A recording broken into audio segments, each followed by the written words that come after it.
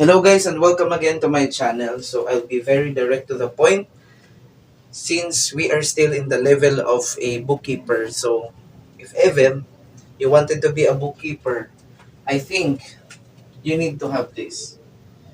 Payroll simple accounting. So we're gonna talk about the salaries scheme as well as the deductions of the employees as well as how to make an entry. And of course a little bit of basics on how the basic salaries are being computed or the monthly salaries or monthly compensation. Okay? The very basics. Okay? So, for example, BBG Corporation or BBG Company is still starting. And of course, there are, for example, 4 employees only. So, the first one acts as the manager. So, it has a 50,000 basic salary and the others are having uniform salary of 25,000, something like that. Of course, that is their salaries for the month. For example, for simplicity purposes. So, I said that because sometimes their basic salary is not actually their monthly income only because there might be some overtime, there might be some holiday pays or rest day pays or else um, graveyard shift, something like that. So let's assume that there are no things like that. There's no overtime, there's no work on rest days, there are no holidays. So these are perfectly their monthly compensation. Okay? Question, are they going to receive this in full? No, because there are deductions. So the deductions are what do we call as employee share. And then we have the next part, employer share. What does this mean? First off, this basic salary of the employees, they will be, can I put that above? So we have employee deductions, and then we have employer share. What does this mean? Example, if we talk about social security system benefits, if the employee is if the employee is about to contribute this much, there is also a corresponding employer share. So you already know this because in our country, we have employee deductions like for example, withholding tax.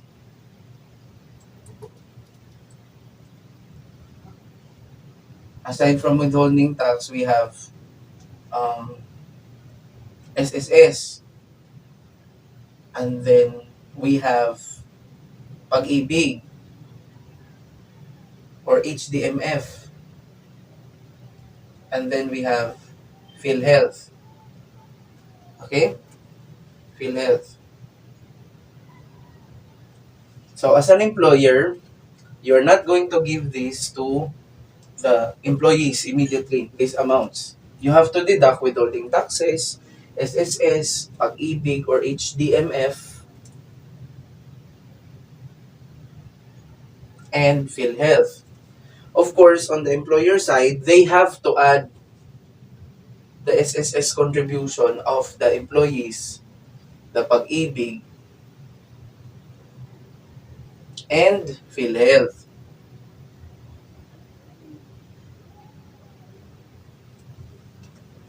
Yeah, so that's it. Although this will not be deducted on the basic salary of the employees, this is the share of the employer. Okay? And that is to be remitted to different government agencies. Like the withholding tax should be remitted to the BIR, the SSS should be remitted to the SSS, Pag-IBIG to the Pag-IBIG office, and PhilHealth to PhilHealth office. Okay? Now, If you are a payroll in charge, what you're gonna do is to compute for the withholding taxes first of the employees. And that is, where do I put this? Maybe here. I'm going to put it here since I cannot see that because that would be on the editing part. I would be looking at my tablet. So, supposing that that is already there, we have the withholding tax table, the revised withholding tax table in front of you. Okay, so on the withholding tax table, you will see here the daily and then the compensation level, and then there is a weekly, and there is semi-monthly, and there is monthly. Okay, so for example, the BBG company is actually giving the employee semi-monthly. However, they are withholding only once. Okay? They are only withholding once in a month. So, what are we going to use here? We're going to use the monthly. Okay? So, on the monthly, as you can see, there are 6 columns. On the monthly, on the 6 columns, you have to find the monthly compensation level. Okay? So, if we're talking about 50,000, I guess that is in column number 3. Wait, it's in column number 3. We have here 33,333. It is not in column 4 because that is already above 50,000. So meaning we're going to have 33,333, and it is said when you compute for 50,000, the compensation level up to 33,333. That is 2.5 tax, withholding tax already. So that is the meaning of that. Prescribed minimum withholding tax, 2.5. But then again, on the remainder, it is said that it should be taxed at 20% over the compensation level, over this. So meaning the difference, 50,000 minus 33,333, you will have 16,667. Okay? So, if that's the case, again, according to here, in column number 3, it should be taxed 25% over the compensation level. This is the compensation level, the 33,333. So, 16,667 times 0.25, that's 4,166.75. So, 4,166.75 plus 25, we have 6,666.67. It's big, right? See? In short, the tax here is 6,666.67. So, the employees are not the ones, what do you call this? They are not going to get that whole 50,000. It is because the employers are becoming agents of the Bureau of Internal Revenue, wherein they will collect in behalf of the Bureau of Internal Revenues. Okay? So there's no escape for the employees. Okay? So that's withholding tax for 50,000. And in order for you to be familiarized, let's have the 25,000. So on the 25,000, again, we are still on the monthly. So we are below. Of course, as you can see here, I have put a square, no, a highlight for the column and the row that I am emphasizing. Okay? So it will be in different colors. In the 50,000, we used column number 3. And on the 25,000, we're going to use the column number 2. So, in the computation of the withholding tax, for 25,000 compensation level, um,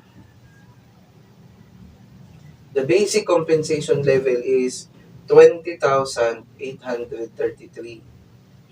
And that if ever your monthly is only 20,833, actually the tax there is zero.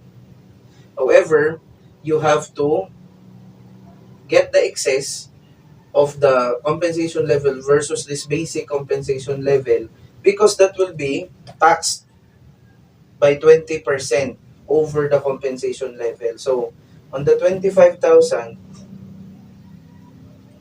minus 20,833, that's 4,167.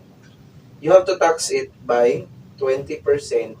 So 4,167 times 0.20%, we have 833.4. So 833.40. Okay?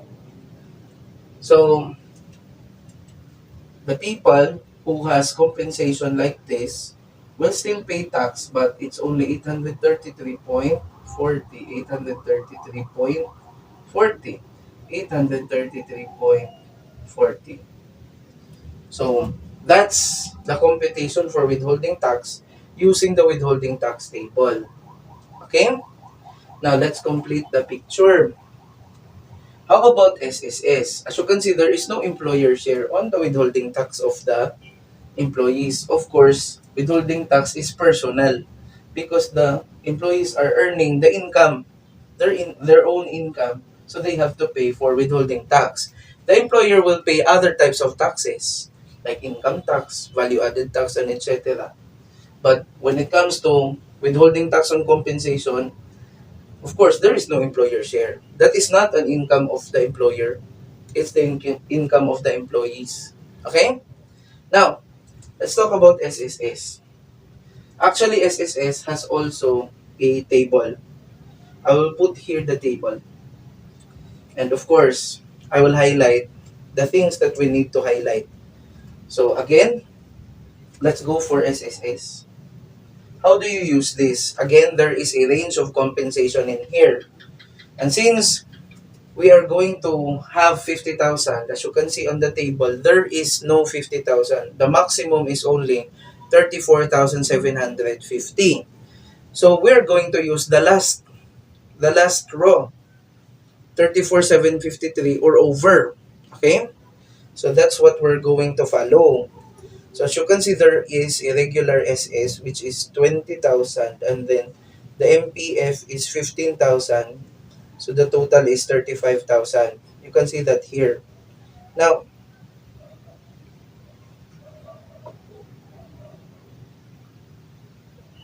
I couldn't see the, okay, of course. So you can see in the columns, there are columns 1, 2, 3, 4, that is dedicated for the employer, and the employee has 3 columns, including the total. So on the SSS, if the compensation is 50,000, it is said here that on the employer part, I guess that is first, second, third, fourth, on the fifth column, the employer will have to pay, the employer will have to pay 2,000, and there is an increase also of, don't know, what is this? 15,000 times 10%, that's 1,500. So 2,000 plus 1,500 plus 30, that's 3,530. So that's the meaning here of the total. On the employer side, that's 3,530. How about the employee? The employee is to pay regular SS of 1,000 plus MPF of 750. So 1,750 only. So for people who has a salary of 50,000, you are only going to be deducted with 1,750. Okay? So that's how you use this. Actually, this MPF, which is 15,000, the the payment that should be paid for both employer and employee is 15% of this MPF. However, 10% will be paid by the employer, whereas the 5% will be paid by the employee, which is 15,000 times 0.10%. That's 1,500 handled by the employer. So plus the basic liability of the employer, 2,000. So they have 3,500. And the 30 is the EC. Okay? So on the employee again, that is just 15,000 times 5% only. That's 750. And the basic contribution of the employee for the SSS is 1,000. So we have 1,750. So here, you have to deduct 1,750. And then, after that, yung the employer share, again, that's 3,530. So imagine, you are contributing 4,000, 5,000 plus on the SS. That will be credited to the employee. However, only 1,750 will be deducted from the employee himself because the 3,530 is the obligation of your employer. So it's one of the benefits of being employed. Okay? So when you retire, of course, you will have a greater payout from SSS. It's because, again, your contribution is about 5,000. You only contributed 1,750. The 3,530 is on the employer side. Okay? Now, how about the 25,000 salary? As you can see here, we are at 24,750 to 25,250, in which the MPF is 5,000. So that means 5,000 times 10% will be handled by the employer. So if ever we include the basic obligation of the employer per his employee or per its employee, which is 2,000, then the employer will pay 2,500 here. Okay? So there is a table. Again, I have flashed it already. I'm assuming that I have flashed it already here. Okay? So that's 2,500. Again, the basic is 2,000 for the employer. And then, since there is an MPF of 5,000, that would be 5,000 times 10%. So, plus 500, 2,500. How about on the employee side? On the employee side, the basic is 1,000. Again, we are at 24,750 to 25,249. So, 1,000. And then on the 5,000 MPF, as you can see, times 5%, that is 250. Okay, so meaning, what will be deducted from the employees is only 1,250. I guess it's not that material versus the 50,000 salary range, I guess. So, that's how we compute. On the employee side again, that's 1,000 plus 250 equals 1,250. And aside from deducting withholding tax and SSS, you have also to deduct Pag-IBIG. So, HDMF, according to, normally, the HDMF is 200 only. 200 will be deducted from the employee and 200 will be given in addition by the employer. Something like this.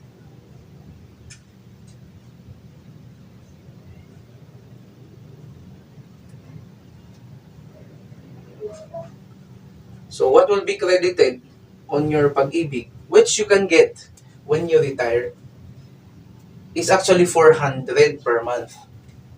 But the 200 is the only ones deducted on the employee side. If you are the employee, ha, the 200 is given by the employer as an addition. Okay? Now, what about PhilHealth? The PhilHealth now is 5% of the basic salary. The PhilHealth. However, 5% will not be contributed by the employee alone. It will not be deducted on the basic salary of the employee alone. 2.5% only will be handled by the employee and 2.5% will be handled by the employer. So what will happen? Um, it's the easiest. Where's the calculator? Yep. Here. So 50,000, if that is the basic salary, times 0.05, 25 divided by 2. So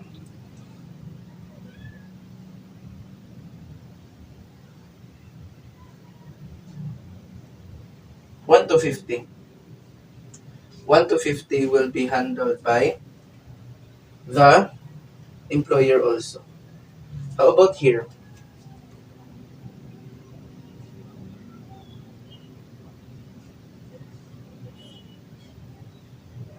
We have 625. We have 625. We have 625. 625, 625, and 625. That's it.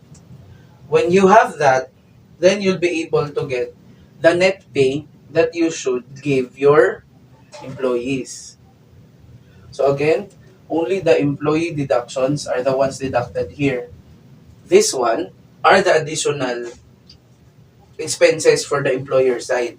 Our point of view for this video is the employer. So how much will you give as net pay? So let's put here the net pay.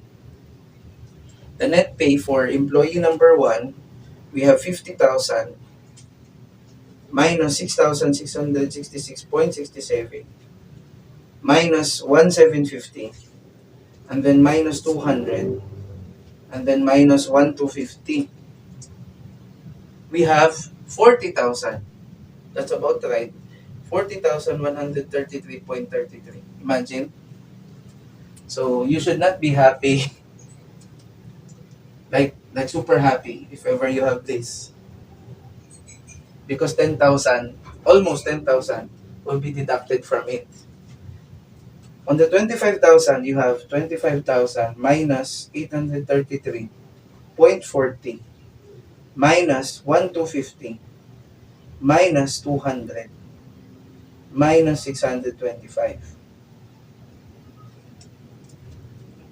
Let me repeat that. So 25,000 minus 833.40 minus 1,250 minus 200 minus 625. That's 22,091.60 and 22,091.60. 22,091.60. Okay? So, the overall net pay is 40,133.33 plus 22,091.60 plus 22,091.60 plus 22,091.60. We have 106,408.13. That will go to your employees. And of course, you have to remit this withholding tax. The withholding tax is 6,666 0.67 plus 833.40 plus 833.40 plus 833.40. You have to remit to the BIR 9,166.87. Okay? And then on the PhilHealth, SSS and Pag-IBIG, as an employer, you have to remit what you have deducted from the employees, 1,750 plus 1,250 plus 1,250 plus 1,250. You have to remit 5,500. However, you still have to add this also because what will you remit is this one plus this one. Okay? And then you have 800. And then you'll have 625 times 3 because there are 3 employees plus 1 to 50. You have 3,125.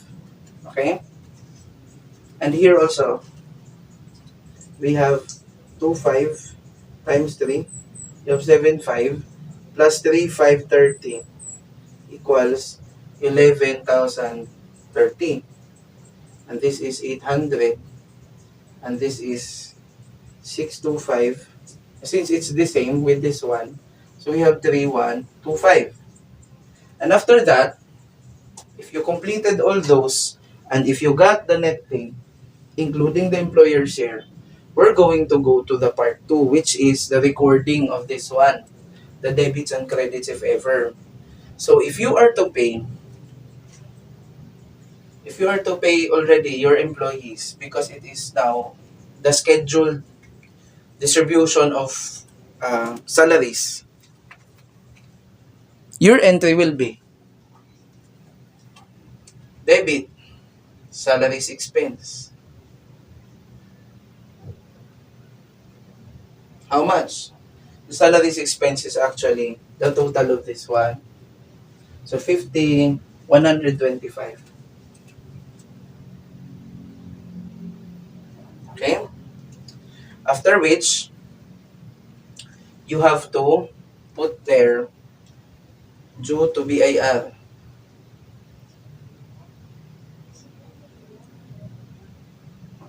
dash withholding taxes.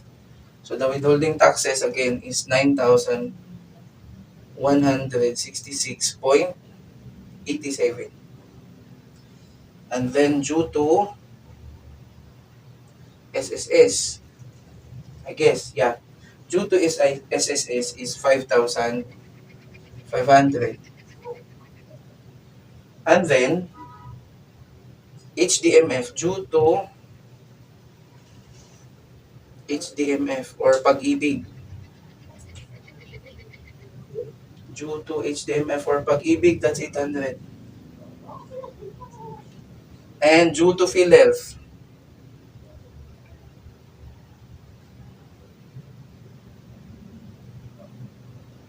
3,125.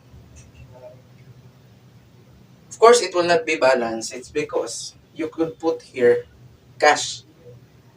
Okay? You put there cash. Sometimes it's accrued salaries if ever you're not still going to pay. But normally it's cash because these entries will be made only if ever you have to pay for cash already. So 106,408.30. So that's how you make an entry so that you can already release this 106,408.13 to your employees. Let's see if ever that is really balanced. Like 9,166.87. If it is equal to 125,000 plus 5,500 plus 800 plus 3,125 plus 106,408.13. It's 125,000. It's really balanced. Sir, how about the employer share? You did not make any entries about this. Of course, sometimes you will put that as an additional salaries expense.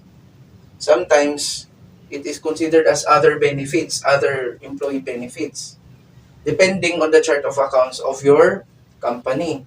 But in here, let's have it as salaries expense because actually that is related still to salaries expense. So meaning there is an additional salaries expense on your part as the employer because of the employer share. So what will happen is salaries expense again. The salaries expense will be the balancing figure later on. You have due to SSS, which is 11,030 plus due to HDMF again for your employer share, that's 800, and then due to PhilHealth,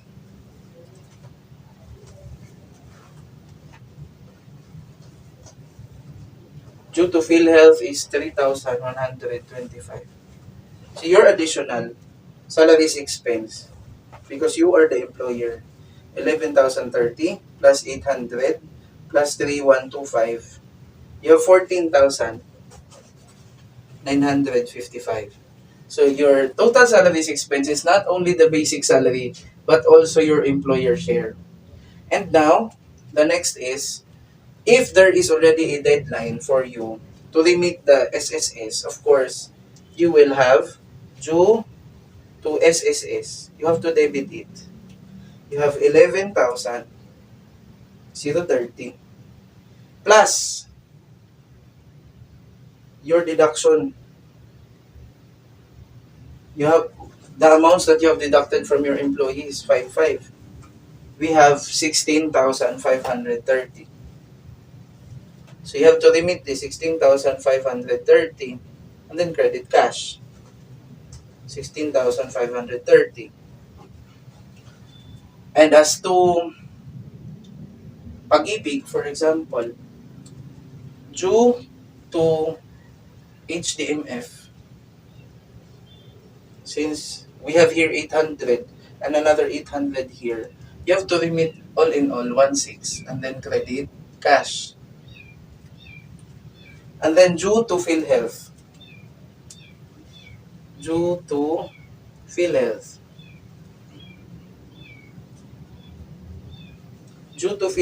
is 3,125 plus 3,125. So 3,125 times 2, 6 to 50. 6 to 50. And credit cash, 6 to 50. And finally, you have due to BIR.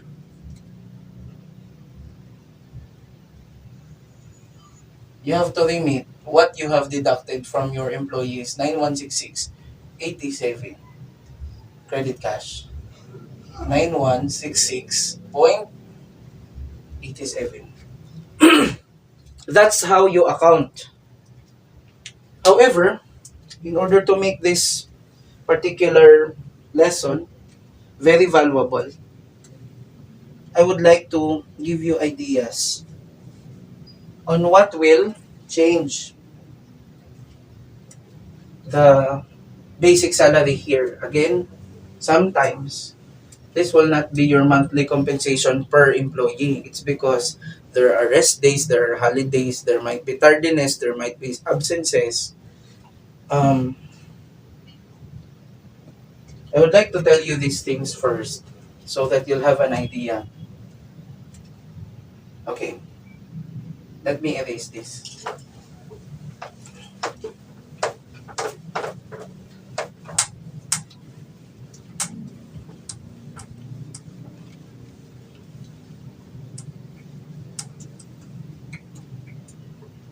Okay, first off,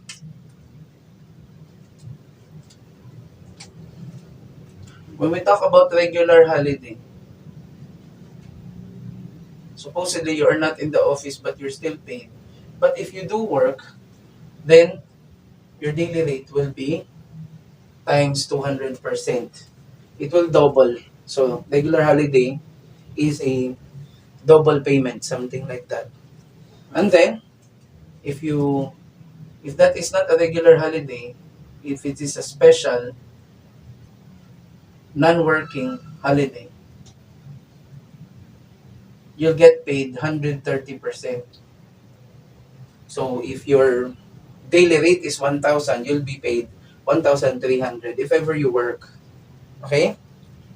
And then, this is special working holiday. If you find this, you'll be paid usual, 100% of your daily rate. Okay? And if you happen to work on your rest day, supposedly, you'll be given 130% of your rate. And when we talk about overtime, normally, you are going to get paid 125% more than your regular daily rate or hourly rate. Normally, this is hourly rate, the overtime, because the overtime is number of hours only, not the whole day. Okay?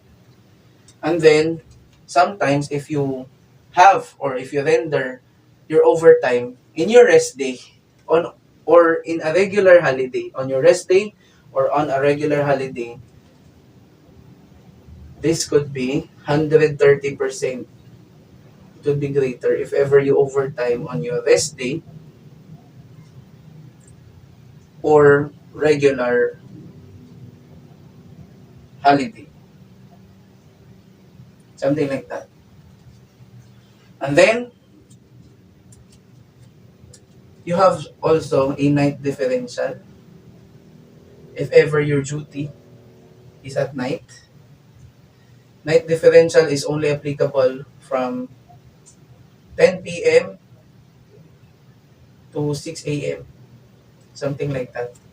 So night differential is 110% of your usual daily rate or hourly rate. Okay? So that's what you need to understand. As to application, for example, BPG, BPG now is an employee,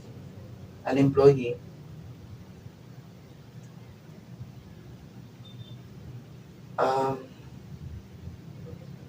nag-duty, he reported to the company on December 31, 20x5, which is a regular holiday,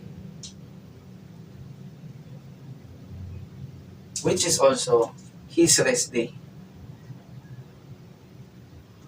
The rest day is actually December 31 to January 1. Example. Okay? So those are his rest days. 2 days.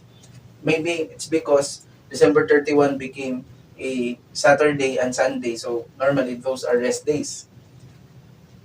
Let's just make it complicated. So on December 31, 20x5, aside from being the rest day and regular holiday, Baby G came to the office 8 a.m. to 5 p.m. So on 5 p.m., he is supposed to be at home with the family. However, the office called. They wanted to have Baby G on 10 p.m. to 6 a.m. on January 1. And Baby G as an employee followed, loyal employee followed. The question is, how much is Baby G entitled from December 31, 20xy to January 1, 6 a.m.? Again, the question is, salary, gross salary, December 31 to January 1, 20x6, December 31, 20x5. So that's a bit complicated because again, that is a regular holiday that falls also on the rest day. And then 10 to 6 a.m. is graveyard shift. And then Baby G has already worked 8 to 5 p.m. which is already 8 hours. So meaning this is also overtime, the 10 p.m. to 6 a.m. Okay? So what will happen? First off, let's compute these entitlements for 8 a.m. to 5 p.m. So for example, the salary of Baby G is 400 per day or 50 pesos per hour. Let's compute 8 a.m. to 5 p.m. So that is a regular day, regular, what do we call this? Not night shift. So 400, you'll be entitled with 400.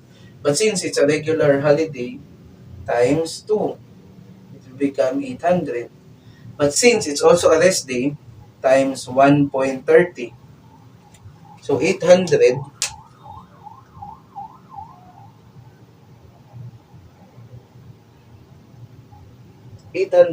times 1.30,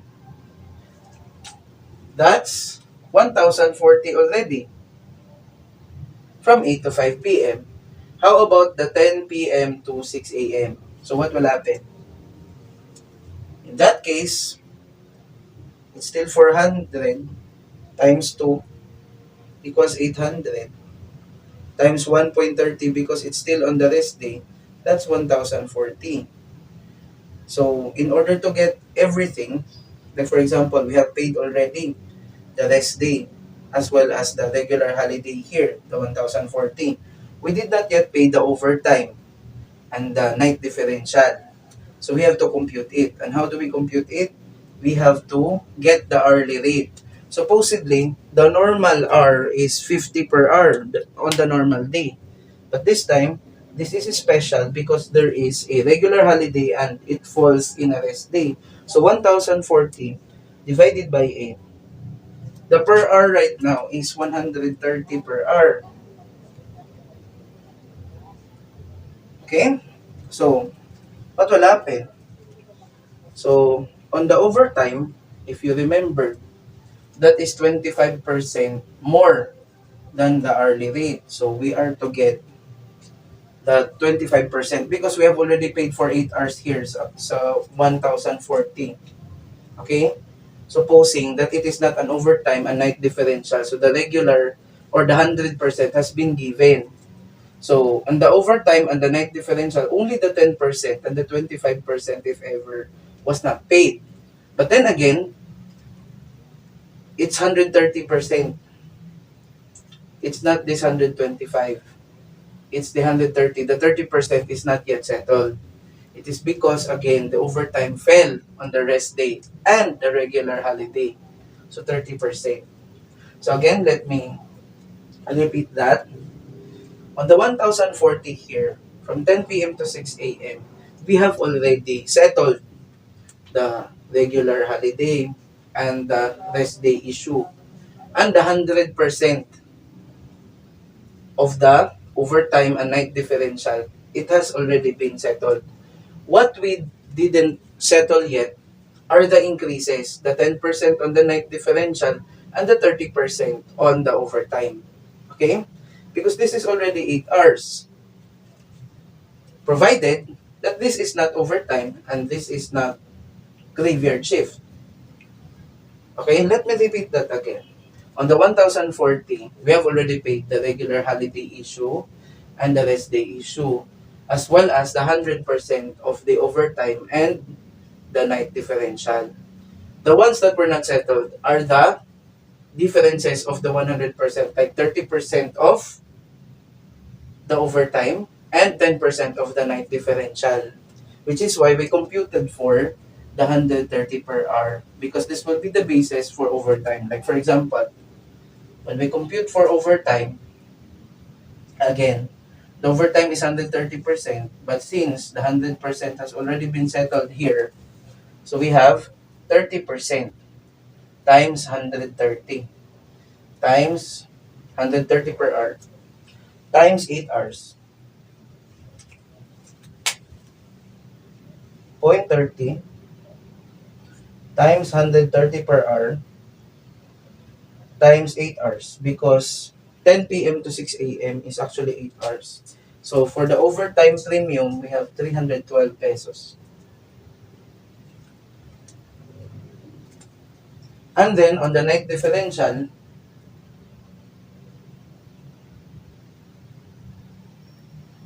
you have 110%. Again, the 100% has already been settled here in the 1040. So we have 10% times 130 times 8. So,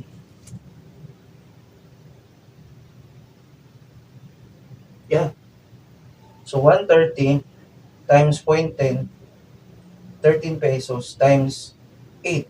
You only have 104.